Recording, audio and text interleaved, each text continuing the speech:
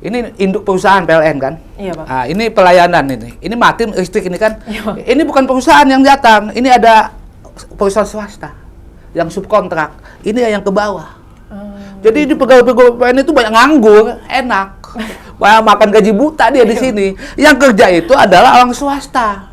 Kira-kira hutang PLN ini sudah mencapai berapa, Bang? Di per 2025 ini? Itu sampai 17 itu 711 triliun. 11 triliun? Iya, gitu, kayak gitu. Masih kecil buat PLN itu. Pengadaan di PLN itu sebaiknya itu diperhatikan oleh aparat hukum saat ini. Minyak mentah kalah lah sama PLN. Kalah ya? Iya. Kalau misalnya diusut ya? Dia dapat duit dari masyarakat. Iya betul, dapat Satu. uang dari masyarakat. Dapat subsidi dari pemerintah. Iya. Itu triliunan. Tapi kok bisa utangnya naik. Tapi udah lama ya. PLN itu nggak ditangani KPK, nggak ditangani oleh kejaksaan. Gitu ya, Pak? Iya. Tapi sebentar lagi kayak ditangani. Abis ini ada yang nangani. Mungkin jangan-jangan habis berita ini. Abis ini muncul nanti Abis ini. ini muncul. Ya, ada yang nangani, lihat Iya. aja deh.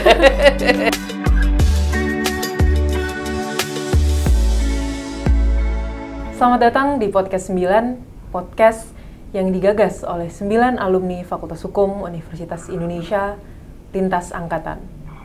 Podcast ini membahas, menguak, dan memperbincangkan masalah-masalah hukum, demokrasi, dan juga masalah aktual di masyarakat. Hari ini kita akan membahas tentang listrik, tetapi tidak hanya soal cahaya, tapi soal kepercayaan. Kita akan membahas tentang BUMN yang menjadi kepentingan bagi seluruh masyarakat luas. Hari ini kita akan membahas tentang PLN. Kita akan memulai tentang pengadaan energi.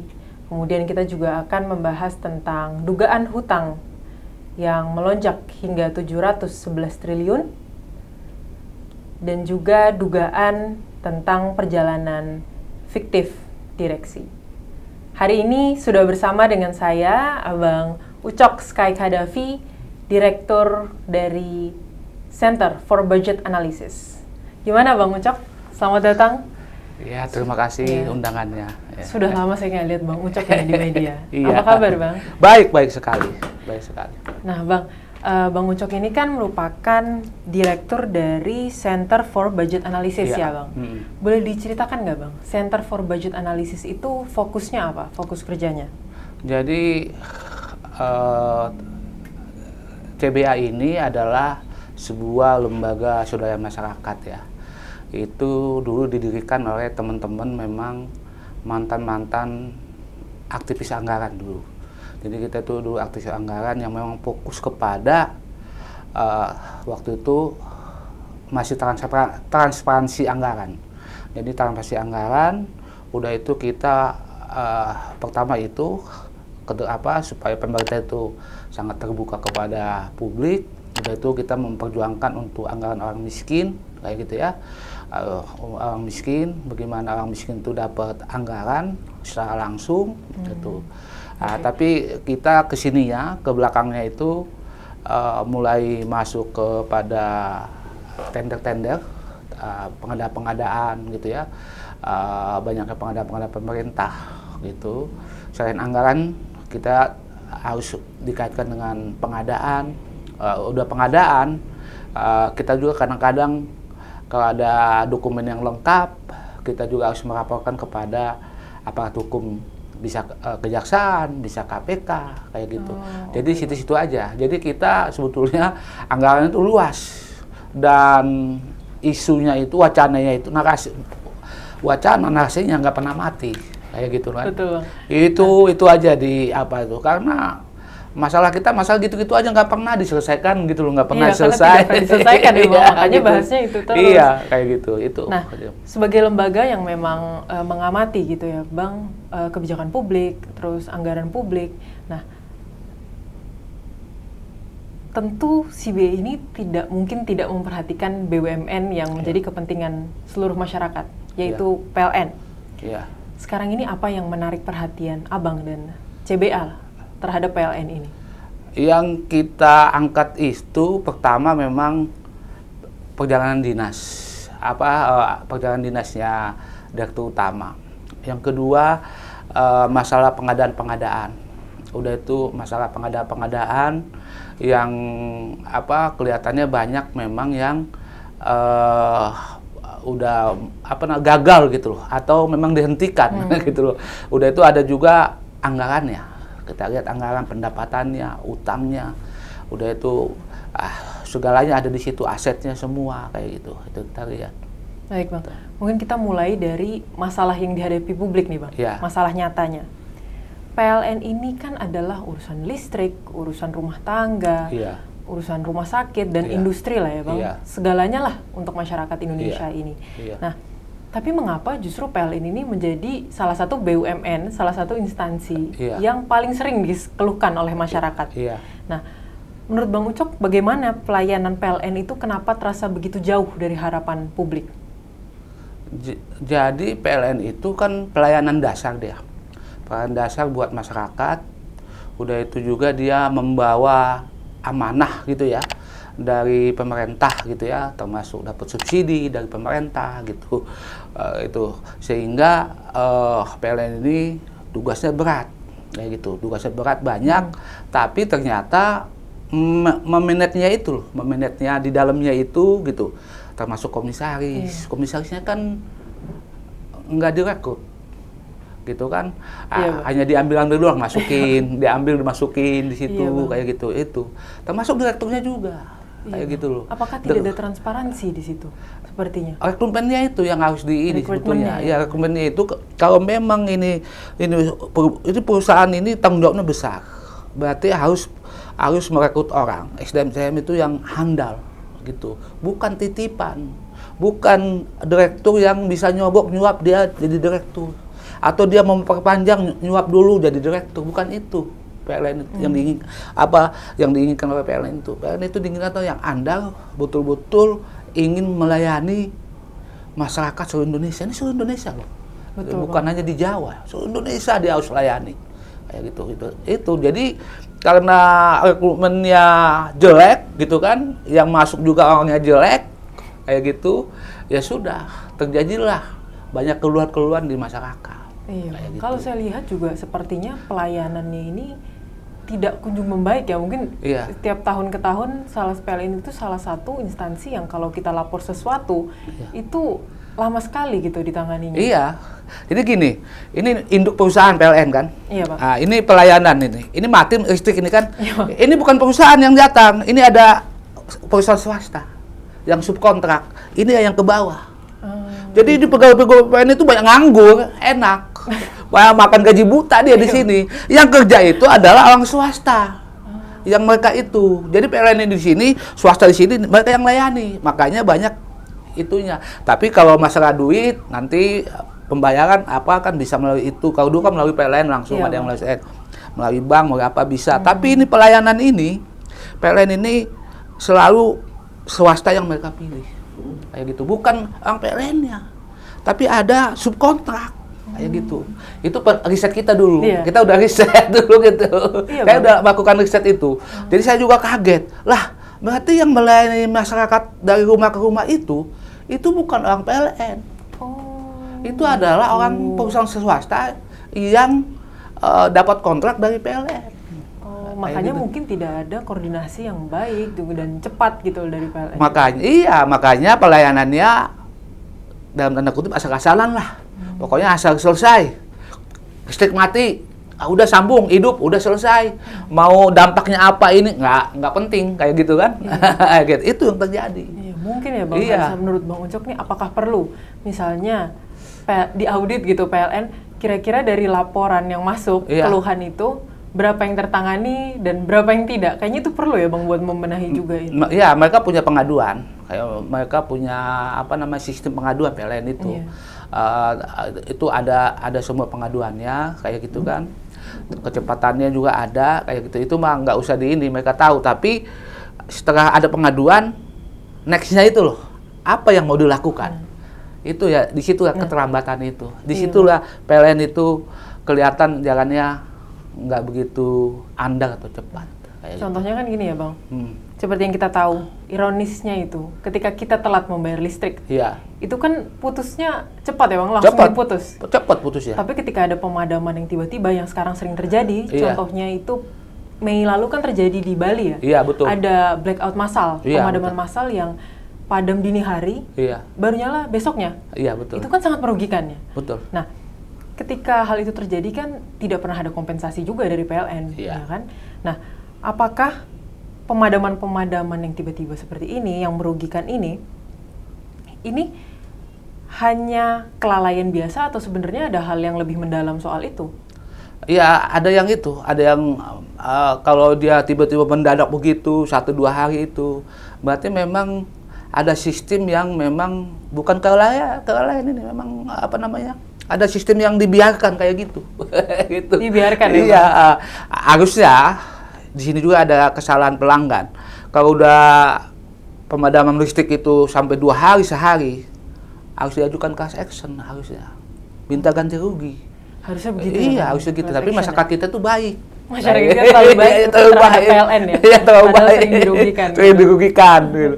Nggak apa-apa gua dirugikan oleh PLN gitu kan. Kayak gitu. Asal PLN jangan rugi gitu kan. Dijaga oleh mereka. Makanya kami juga sempat wondering gitu. Kita berpikir, masalah ini kan bukan masalah yang baru ya, Iya. sudah bertahun-tahun terjadi. Iya. Bahkan apalagi di luar Pulau Jawa, Iya. mungkin sampai masyarakat kita itu Iya. yang di luar Jawa kalau ada pemadaman listrik sudah terbiasa. Biasalah namanya kita juga di luar Jawa gitu Luar- kan. iya. Nah, seperti yang Abang bilang tadi, ini kan seperti dibiarkan ya. Iya. Apa PLN ini sebenarnya uangnya tidak ada untuk membenahi ini gitu. Uangnya banyak dia. Uangnya banyak, kan? Iya. Uangnya asetnya juga gede, besar sekali asetnya. Tapi asetnya ini kan lama-kelamaan juga keropas juga, habis juga nilainya kan, kayak gitu. Kan ini asetnya kan pembangkit ya, pembangkit tanah kayak gitu kan, kayak gitu.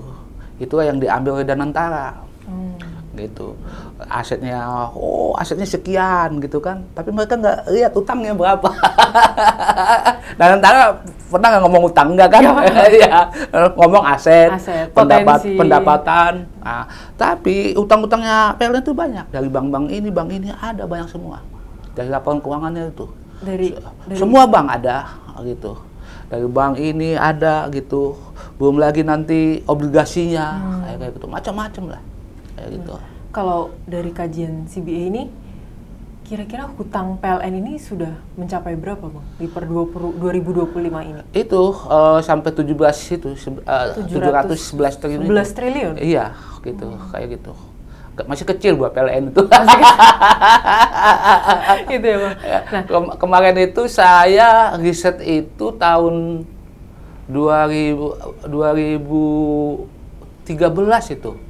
Itu utang PLN itu masih sekitar 400-an loh. 400. 400 triliunan itu saya 400 triliunan gitu kan. Ya gitu. Nah, jadi itu salah satu indikasi lonjakan hutang PLN dari situ juga. Iya, utang-utangnya itu. Jadi banyak pengadaan-pengadaan. Sekarang nih PLN kan mau pengadaan lagi, mau bikin ini, bikin itu, kan duitnya nggak ada.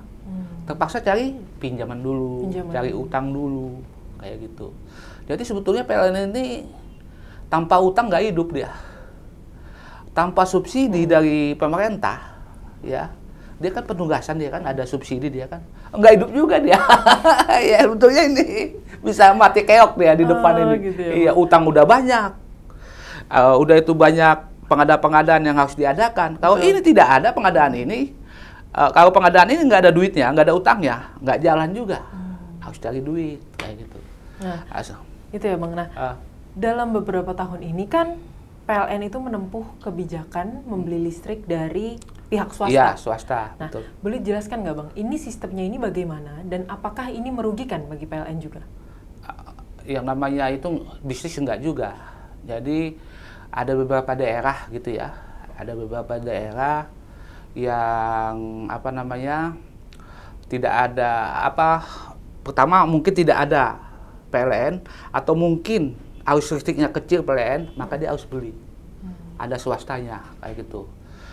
Swasta-swasta inilah yang membantu PLN atau bisnis PLN itu untuk nanti disalurkan nanti PLN yang beli swasta ini. Harganya tergantung inilah, tergantung daerahnya, apanya kayak gitu loh. Iya. Dan itu ini ini dilakukan memang untuk supaya tanda kutip PLN itu nggak monopoli ini listrik gitu. Nggak monopoli listrik, ya.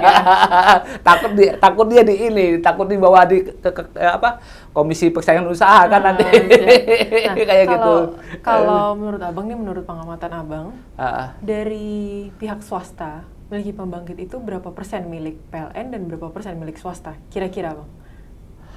Itu tergantung daerahnya itu. Ada beberapa daerah memang itu. Tapi ada juga swasta itu ada juga sahamnya PLN masuk di situ. Anak perusahaan, tapi swastanya banyak kayak gitu, ada itu sahamnya juga gitu. Itu tergantung daerah gitu kan, banyak daerahnya itu kayak gitu. Kayak Cikarang Listrik gitu, Cikarang Listrik itu di Bekasi gitu ya, di Babelan itu swasta gitu, kayak swasta, listrik swasta. Nah, itu yang dipakai itu di tepi sungai gitu, di tepi sungai towernya gede-gede kan. Itu kan nggak boleh sebetulnya kan. Iya, betul. Kita aja menempati rumah di tepi sungai disikat gitu, ini nggak dibangun gitu. Menyalahi juga gitu. Itu swasta gitu. Nah itu nanti bisa juga dia jual ke PLN kayak gitu. Nah, mungkin kita kembali ke permasalahan ini, Bang, pengelolaan PLN, mungkin manajemennya lah ya. Yeah. Kalau misalnya kita bicara soal manajemen PLN, menurut Bang Ucok ini, arah pengelolaannya ini apakah sudah benar? Terutama soal pengadaan. Tadi kan kita, Bang Ucok kan juga mengamati soal pengadaan ya. Nah, dalam pengadaan energi batu bara untuk PLTU, menurut Abang saat ini gimana nih PLN? Nah, sudah benar? Kita pernah temuan di Suralaya, gitu ya, Suralaya Banten, gitu ya. Di situ kita bingung. Kenapa terjadi penumpukan batu bara di situ waktu itu? Nah, ada dari Labuhan, ada dari apa gitu, punya selidik gitu. Ternyata batu bara ini gitu kan tidak spesinya itu, kalorinya itu nggak sesuai dengan peraturan direktur PLN. Harusnya bagaimana yang benar, Bang, kalorinya? Itu saya lupa ini ya deh, apanya. Pokoknya ini pencemaran lingkungan di situ. Banyak yang meninggal di Banten itu. Jadi gitu. apakah karena kalorinya rendah? Kalorinya rendah. Itu menyebabkan pencemaran lingkungan juga. Pencemaran lingkungan, udah itu harganya ini kelihatannya sama dengan harga yang standar, kualitasnya. Kalori tinggi. Iya, kalori tinggi gitu kan. Tapi yang datang adalah itu. Nah, itu kita naikkan ke publik itu. Kita naikkan ke publik gitu kan. Sampai yang datang polisi. Kok bisa yang datang polisi? Iya, makanya dikejar-kejar kita polisi. Ini polisi mau apa gitu kan? Ternyata karena tulisan kita nulis tentang Suralaya itu. Udah itu ya, kita naikin lagi itu sampai 3 kali kita naikin. Tiba-tiba apa yang terjadi? Yang terjadi adalah pergantian struktur Suralaya oleh Indonesia Power. Itu di bawah Indonesia Power. Gitu ini. Pergantian semua semua direktur, semua pengadaan batubara diganti oleh mereka. Takut diambil KPK. Jadi apakah ada dugaan bahwa mereka ini melakukan, mungkin kita bilangnya penyalahgunaan ya? Iya. Jadi dia bilangnya, ada dugaan kesana, bilangnya beli dengan kalori tinggi, di laporannya dia tulis kalori tinggi, tapi ternyata yang ada yang saat ini digunakan untuk pembangkitan listrik adalah kalori yang rendah. Makanya menumpuk dia di sana. Jadi batu bara itu numpuk di sana. Yang menumpuk itulah bikin kita, ini kenapa menumpuk ini batu bara di sini, ada apa? Batu bara sebanyak ini untuk apa? Gitu. Nanya untuk PLN. Ternyata ada yang dari Kalimantan, dari apa kok? Ternyata kalorinya itu rendah sekali. Ini masih ada itunya tuh, bisa dibuktikan sebetulnya. Kalau Baris Krim Polri mau masuk itu ke Suralaya masih bisa sampai sekarang. Tahun 2003 kok, kemarin. Kayak gitu. 2023? Iya, masih hangat ini. Masih hangat ya? Masih hangat. Masih ada lah kalau mau dicek sekarang. Masih ada, kayak gitu. Ayo. Nah, kalori yang rendah tadi nih Bang, untuk pengadaan batu bara ini, Iya, itu apakah mempengaruhi kualitas listrik saat ini? Apakah karena kan sering terjadi pemadaman ya, pemadaman yang tiba-tiba. Apakah itu dipengaruhi oleh kualitas batu bara yang rendah tadi? Bisa juga gitu ya, bisa juga gitu ya. Jadi sistem pembangkitnya itu kalau rendah kayak gitu kan bisa merusak pembangkit ya. Udah itu yang paling parah itu adalah kalau pembangkitnya nggak apa-apa kayak gitu kan, itu urusan negara, urusan perusahaan. Tapi pencemaran ini ya, lingkungannya itu. Bayi kena itu bayi apa namanya Pak? Napas, sesek, apa semua itu yang terjadi. Jadi itu tidak efisien juga ya, tidak efisien juga dalam bikin penyakit. Iya, bikin penyakit buat masyarakat. Harusnya kan PLN itu kan masalah yang kayak gitu kan udah harus selesai kayak gitu. Jadi masalah lingkungan gitu kan itu udah harus selesai kan, udah harus selesai, nggak ada dampaknya buat masyarakat kayak gitu. Ini mereka bermain di situ. Ini Suralaya loh. Ini di Jawa loh. Suralaya ini kan objek vital untuk objek vital semua untuk Jawa. Untuk Jawa ya. Iya, kayak gitu. Harusnya mereka bertanggung jawab atas polusi Jakarta juga dong, Bang. Jangan bilang begitu, nanti diganti lagi jajaran direktur ya. Jajaran direkturnya diganti lagi nanti sama mereka, kayak gitu. Masyarakat tapi bisa tadi kan Abang bilang harusnya mengajukan class action. Kalau perihal ini bisa juga, Bang? Bisa. Tentang polusi ini karena disebabkan oleh Suralaya itu? Bisa diajukan. Tapi lebih baik banget korupsinya. Itu gitu aja, ya, turun. KPK turun korupsinya itu. Gitu. Indonesia Power gitu, Suralaya. Iya, Bang. Waduh. Nah, lalu Bang, kalau ini ada hal yang mau saya tanyakan lah ini. Iya. Kalau minyak ini kan ada oplos, Bang. Minyak oplos. Pertamina ada oplos. Iya. Kalau listrik ini apa jangan-jangan ada oplosannya juga, Bang? Listrik itu sekarang bagaimana ngoplos, ada token sekarang. Maksud saya dari batu baranya. Oh, batu baranya itu oplos. Oh, dari energinya itu ya. Dari energinya itu. Iya, itu namanya oplos. Apa mungkin Jadi, ada campuran juga gitu? Iya, bisa misalnya juga. dicampur antara yang rendah dan yang mungkin agak berkualitas baik. Gitu. Iya, jadi semua sumber bensin atau energi buat pembangkit itu memang selama ini pengawasannya kurang di PLN itu dari masyarakat itu. Jadi kita itu tidak tahu gitu ya, misalnya gas apakah sesuai dengan standar atau tidak gitu kan. Itu PLN itu tertutup semua dalam hal itu. Termasuk kan tadi batu bara gitu kan. Batu bara yang nggak baik gitu ya, yang nggak bagus. Udah itu mereka beli dengan standar yang itu. Korupsinya berapa itu? Gede itu kayak gitu kan, kayak gitu. Jadi oplosan itu bukan hanya di Pertamina. Jadi PLN itu juga ada dugaan ke sana kayak gitu. Jadi kalau Pertamina saja bisa diusut, harusnya ini juga bisa ya, Bang? Bisa, sebetulnya gampang sebetulnya. Tapi soalnya KPK atau kejaksaan mau nggak kayak gitu kan? Kayak gitu. Padahal lebih gampang kayak gitu. Iya, karena kita melihat PLN itu banyak problematikanya yang problematikanya, nyata, ya? Iya, problematikanya kayak gitu. Nah, kemudian nih Bang, CBA ini kan juga menyoroti tentang dugaan perjalanan dinas fiktif direksi. Iya. Katanya ke Melbourne ya Bang, Melbourne. sama keluarga. Baru kemarin juga nih ada lagi nih apa namanya? Kenapa perjalanan dinas juga nih direksi ini. Ada ininya, ada apa namanya? Ada temuan spesifiknya bagaimana, Bang? Jadi yang kita lihat ini banyak masalah di PLN itu, malah direksinya itu banyak peresiran, banyak jalan-jalan kayak gitu. Itu yang kita lihat itu, yang saya lihat itu ya kayak gitu. Malah waktu Natalan kemarin dia itu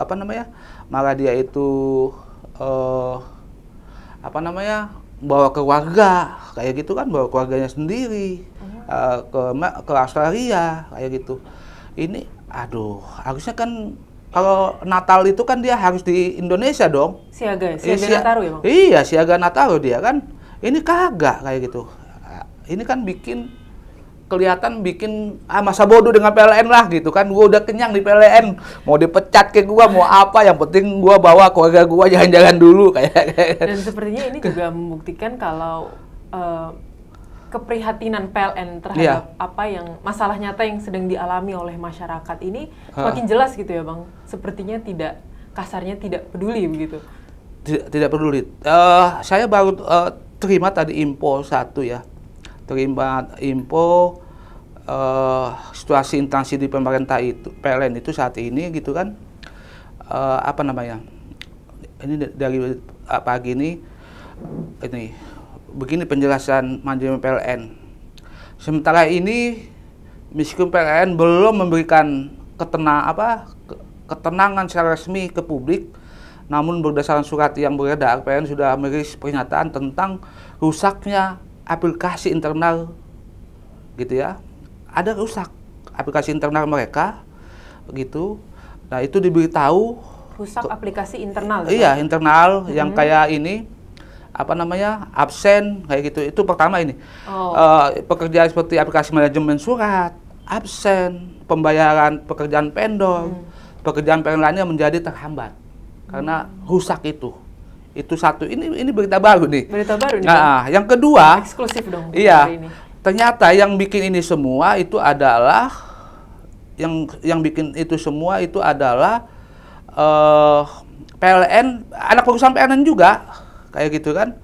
Anak perusahaan itu juga yang namanya PLN Icon Plus. Mereka yang membuat aplikasi ini? Iya, aplikasi ini. Jadi aplikasi ini terdiri dari apa aja Bang tadi? Boleh diulangi? Aplikasi yang rusak itu ya. Yang rusak itu. Aplikasi manajemen surat. Manajemen surat. Absen. Pembayaran pekerjaan vendor. Ya, pekerjaan PLN lainnya menjadi terhambat. Itu dikerjakan oleh gitu ya. Berdasarkan informasi itu ini namanya seluruh data PLN terdigitalisasikan ya, bertujuan untuk single source strat gitu. Jadi untuk tanggung jawab untuk single single source strat gitu. Untuk satu sumber gitu loh. Satu sumber. Ya, jadi terintegritas lah informasinya. Nah, ini semua yang ngerjain adalah PLN Icon Plus. Perusahaan ini subholdingnya PLN gitu yang mengurusi masalah digitalisasi tersebut. Nah, yang menarik gitu ya. Ternyata direktur utamanya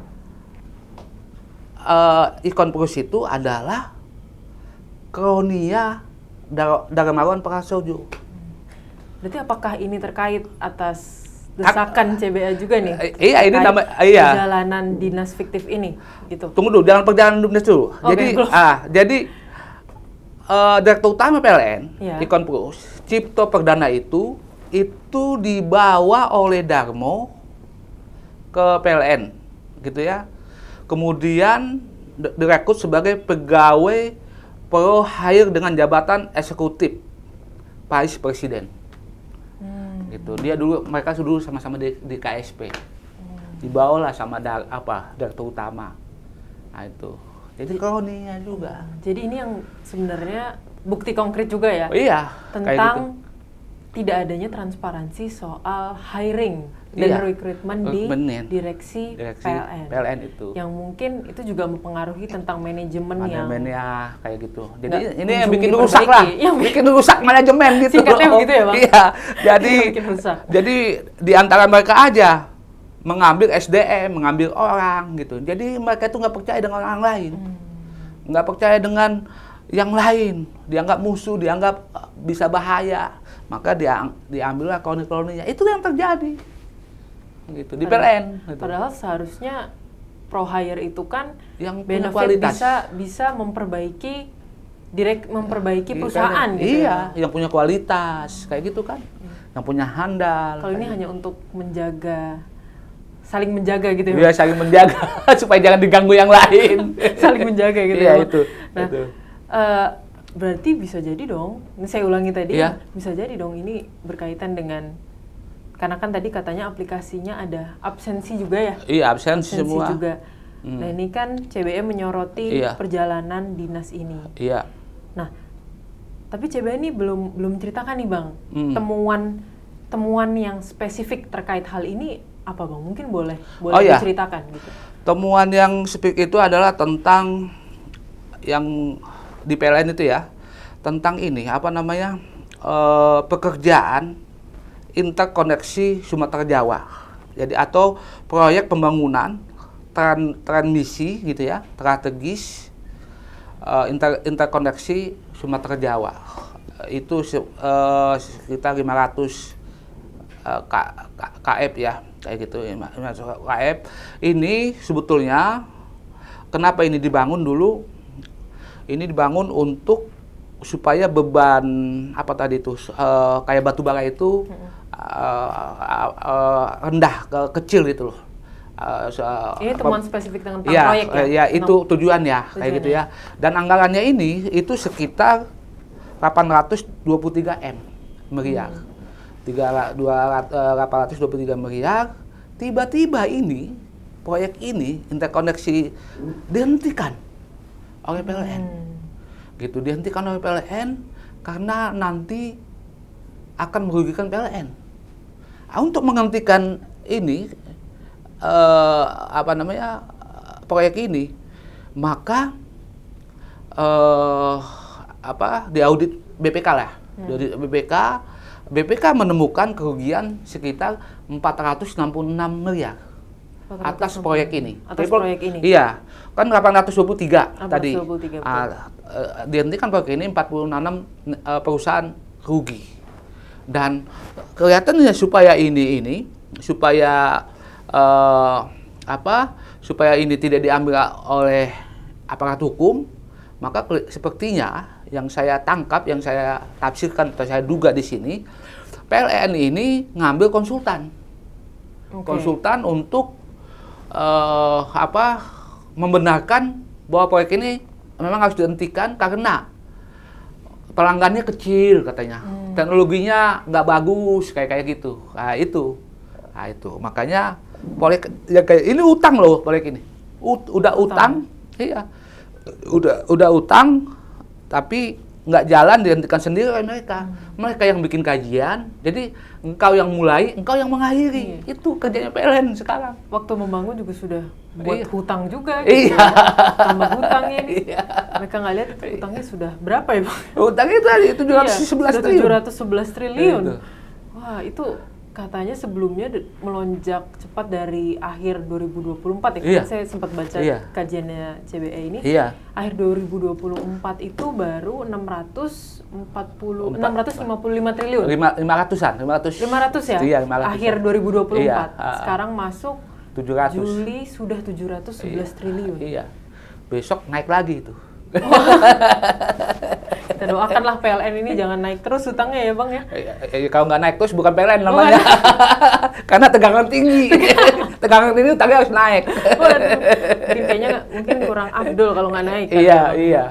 Kayak gitu. Selain itu Bang, kira-kira ada nggak sih proyek-proyek lain yang membuat potensi lonjakan hutang juga Bang, selain yang tadi? Jadi pengamatan Abang nih. Semua pengadaan PLN kayak gitu. Ini banyak pengadaan. Hasil audit. Kayak gitu. Hutang kan wajar ya. Iya. Cuma mungkin apakah ada indikasi lain yang gitu. Yang kira-kira merupakan penyalahgunaan pengelolaan hutang itu? Oh iya, jadi PLN itu bukan mismanagement gitu ya. Dulu saya itu istilahnya bukan korupsi, tapi mismanagement PLN judulnya itu saya bikin itu karena saya kecilin itu. Jadi banyak pengadaan PLN itu gitu ya. PLN itu kayak pengadaan pembangunan itu ya di Tanjung Lesung lah, banyak Tanjung Lesung di Sumatera pembangunan transmisi di Sumatera mulai Enim kayak gitu. Itu semua dibangun gitu. Udah itu itu nggak mungkin dari ini, itu pasti dari utangan kayak gitu. Jadi audit BPK juga nih ini audit BPK. Misalnya ini dibangun tahun 2013 sekarang 2003 gitu kan. Ini belum bisa diaudit nih, 2 tahunan, 3 tahunan, nanti 5 tahunan baru auditnya muncul. Kayak gitu. Itu saking lamanya PLN itu membangun itu.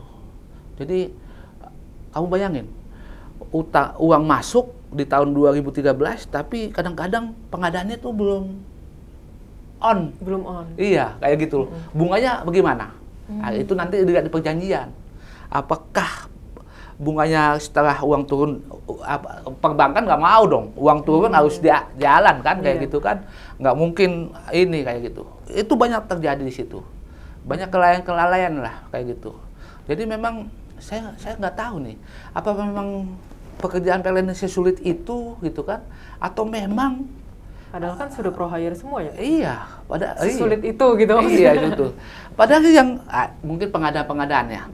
Pengadaan itu kadang-kadang perusahaan-perusahaan yang mereka pilih juga itu banyak yang ini juga, banyak yang apa namanya, banyak yang kurang akuntabel dikasih gitu. proyek tiba-tiba nggak tepat waktu, kayak gitu.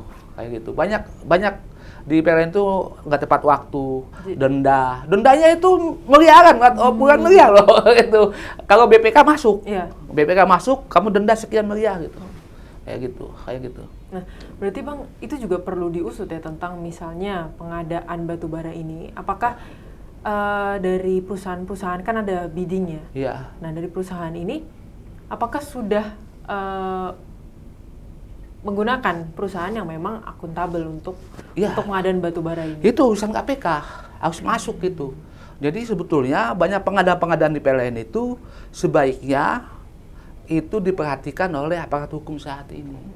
Kayak gitu, karena banyak triliunan juga sekarang angkanya, kayak gitu. Minyak mentah kalah lah sama PLN. Ya? Kalau misalnya diusut nih mungkin menjadi salah satu berita paling panas dan paling viral.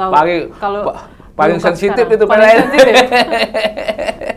Kayak gitu, enak itu diusut itu, kayak gitu. Ya kalau Pertamina bisa kan pasti harusnya PLN juga bisa dong ya Bang? Iya bisa, kayak gitu. Seharusnya memang aparat hukum itu sumber kayak batu bara, gas, kayak gitu. Itu diusut itu. Supaya jangan ada efek jerah di dalam internal itu PLN itu sendiri, kayak gitu. Nah, kemudian Bang ini kan soal masyarakat nih tadi saya belum bahas kan, banyak sekali pengaduan yang katanya listrik itu naik, ya kan? Iya. Banyak sekali tuh. Iya. Apakah itu juga terpengaruh dari tiap daerah kan berbeda tadi Bang bilangnya. Terus ada orang yang mengalami kenaikan listrik, tapi ada juga yang mungkin tidak merasakan gitu. Iya. Nah itu apakah berkaitan juga dengan diskon kemarin kali ya? Berkaitan dengan diskon. Diskon berkaitan dengan diskon kemarin. Iya, kan kemarin kan PLN kasih diskon. Kasih diskon. Diskon 50%. 50%. Iya.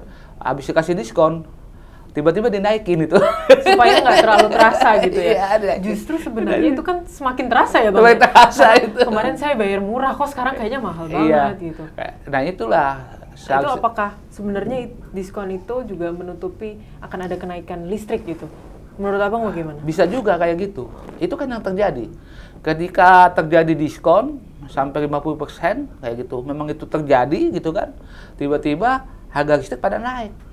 Kayak gitu. Jadi diskon ini hanya umpan gitu ya. Nah, umpan gitu dimakan masyarakat, seneng-seneng, tiba-tiba besok anggaran listrik rumah tangga naik. Kayak gitu. Tapi masyarakat kan nggak marah. Kayak gitu kan. Saking sebenarnya Bang itu sudah terbiasa saking dari dulu itu kan begitu. Mungkin sudah hilang harapan begitu untuk perubahan. Mungkin karena gini ya. Terlalu sering sakit hati gitu kan. Jadi sakitnya itu udah hilang. Sudah terbiasa. Iya, udah biasa. Sudah gitu. Kayak gitu. Iya, bisa terjadi juga. Ya ampun. Nah, itu. Tadi kan kita sempat bahas sih Bang yang tentang perjalanan tadi ya, saya singgung sedikit lagi. Perjalanan dinas ya? Iya, perjalanan dinas nih. Iya. Nah, saya pengen tahu Bang, apakah CBA ini itu sudah menyerahkan data atau bukti kepada aparat penegak hukum? Apa nih Bang? Temuan yang membuat Abang nih melihat ini sebagai perjalanan dinas fiktif. Iya. Bukan sebagai dinas resmi Bang. Iya. Datanya ada.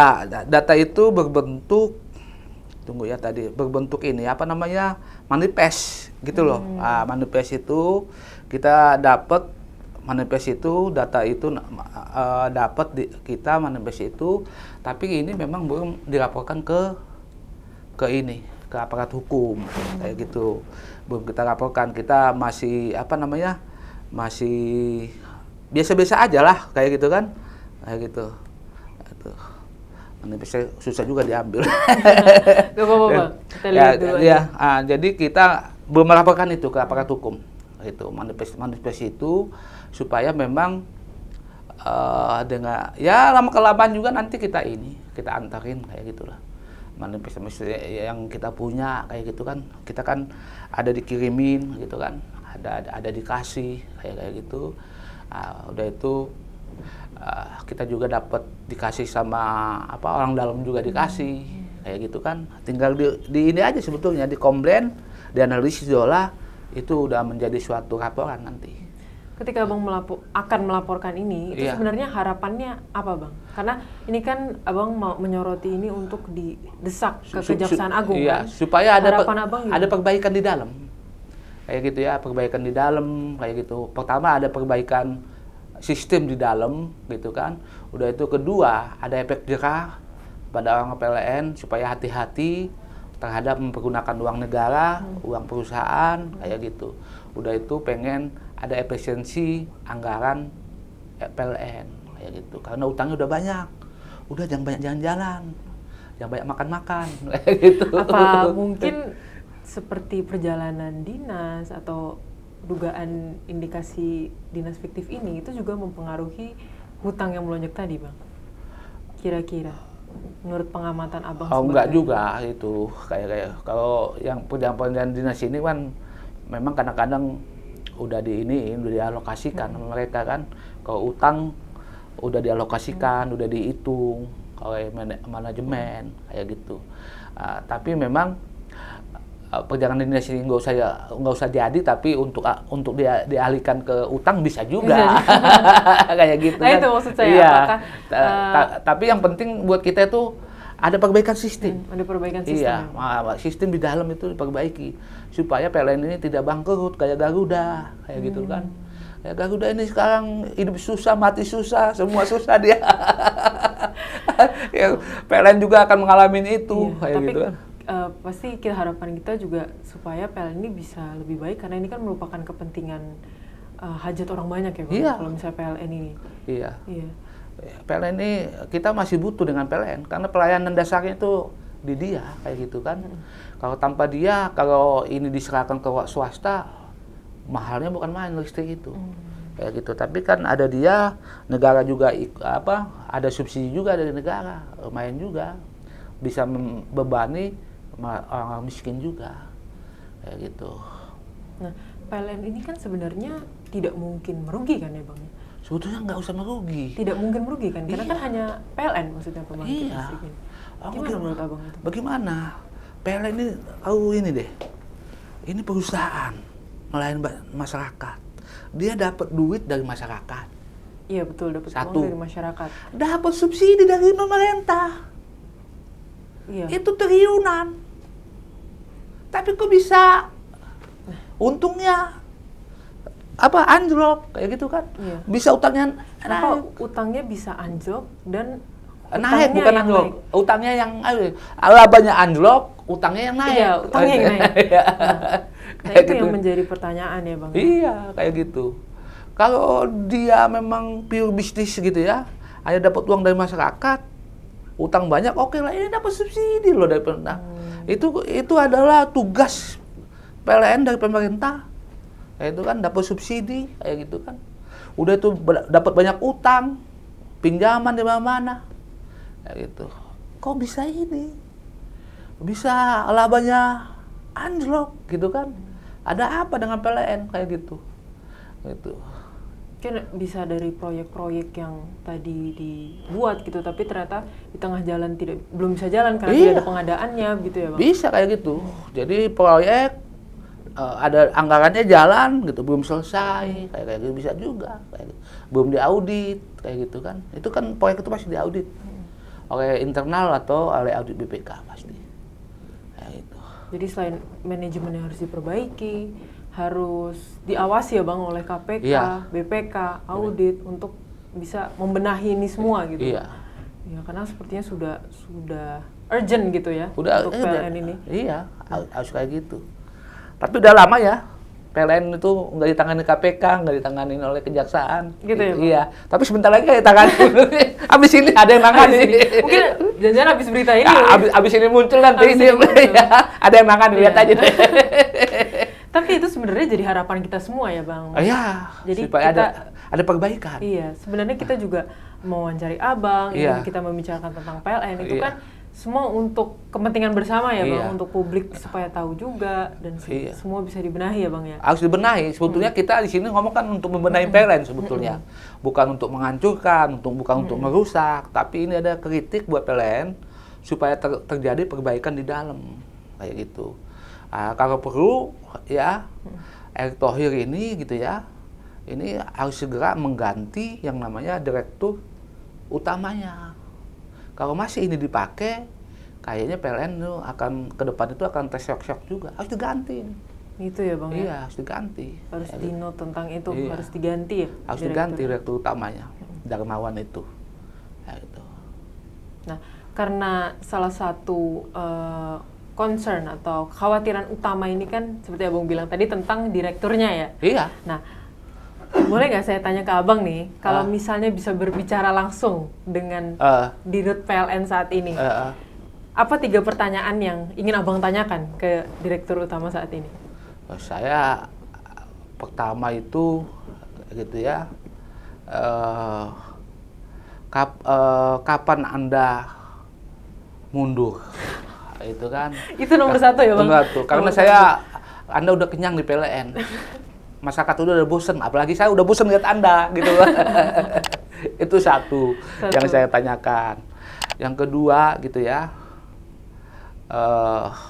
selama di PLN tabunganmu udah berapa? Waduh. Tabunganmu udah berapa gitu kan? Tapi memang menarik ya Bang untuk Iya. tahu itu. Iya udah tahu gitu kan, udah berapa? Udah bisa mencukupi untuk masa depan anak-anak kamu nggak? Nah gitu kan, kita tanya dong ya. Iya. Iya, kayak gitu. Itu yang ketiga, 3 ya tadi ya? 3 ya. Gitu. Apa selama ini yang paling hebat menurut kamu? Ya, sebagai direktur utama, kamu mengabdi PLN, kontribusi kamu yang paling hebat itu apa? Gitu. Membangun apa? Itu yang menjadi pertanyaan konkretnya apa? Iya. Pastikan Apa kontribusinya harusnya, paling besar? Seharusnya kan Iya. perusahaan itu tidak hanya Iya. rugi dan hutang ya Bang, Iya. tapi apa prestasinya Iya, gitu ya, apa Bang? kontribusi kamu aja Kontribusi gitu. ya? Satu aja, udah. Oke, bukan sebutkan. prestasi ya Bang, kontribusi. Kontribusi aja, yang paling hebat buat Yang kamu. paling hebat. Sehingga PLN itu wow gitu kan. Sehingga PLN itu bisa menggelapkan Bali gitu kan. Nah. Bisa menggelapkan luar biasa memang ya Bang PLN ini. Iya. Nah, terakhir deh Bang, sebagai Iya. closing statement ya, Iya. untuk pembicaraan kita hari ini, apa harapan Abang untuk BUMN yang merupakan kebutuhan utama bagi masyarakat saat ini? Saya kira ke depan itu ya, BUMN itu sudah nggak ada lagi, yang ada Danantara. Gitu. Dan Danantara itu yang ada itu bukan untung rugi atau cash flow. Tapi yang ada itu adalah utang. BUMN itu udah ada di Danantara. Utang-utang BUMN itu yang banyak itu. Asetnya udah sekian 10.000 triliun, 15 triliun katanya kan. Jangan ngomongin aset. Aset itu nilainya bisa turun. Tapi ngomongin utang. Utang BUMN itu sekarang berapa? Jadi ini utang, ini cash flow. Cash flow ini tidak bisa menutupi utang. Itu banyak BUMN itu yang terjadi. Itu yang banyak terjadi. Iya, gitu. Nah, itu yang terjadi. Ini cash flow-nya BUMN, ini utangnya. Jadi cash flow ini ya cukup untuk pegawai dan operasional. Untuk nutupin nggak bisa. Nah, itu. Makanya Danantara itu besok itu yang diambil itu hanya utang BUMN itu. Itu yang terjadi. Jadi besok itu Yang paling bagus itu adalah jadi BUMN itu induk perusahaan Iya. punya anak punya ini banyak sekali. Banyak sekali. Ini kan mau dihapus katanya. Iya. Ini nggak bisa dihapus. Karena apa? Kalau ini dihapus rugi. Itu kamu punya perusahaan, ya udah buat kamu aja, nggak mungkin kan nggak gitu. mungkin, betul, Itu yang terjadi karena ada bisnisnya, ada core bisnisnya yang di jalan. Nah, itu. Jadi para pejabat BUMN apa pejabat pemerintah, kita akan hapus yang namanya BUMN menjadi sekian, nggak bisa. Itu. Saham lu mau diserahkan sama swasta, kan itu ada beberapa anak perusahaan itu ada 50%, ada 60%, ada 70%, anak perusahaan loh, 70% dengan kerjasama dengan swasta. Itu mau diserahkan oleh swasta. Tidak mungkin ya, Bang. Itu makanya mau disederhanakan BUMN itu menjadi sekian gitu kan. Tapi anak perusahaannya banyak. Ini anak perusahaan mau diapain? Mau dihilangkan atau mau dihilangkan atau mau dijual ke swasta? Dia punya duit nggak kalau mau beli itu saham itu swasta itu? Kayak gitu. Jadi nggak mungkin.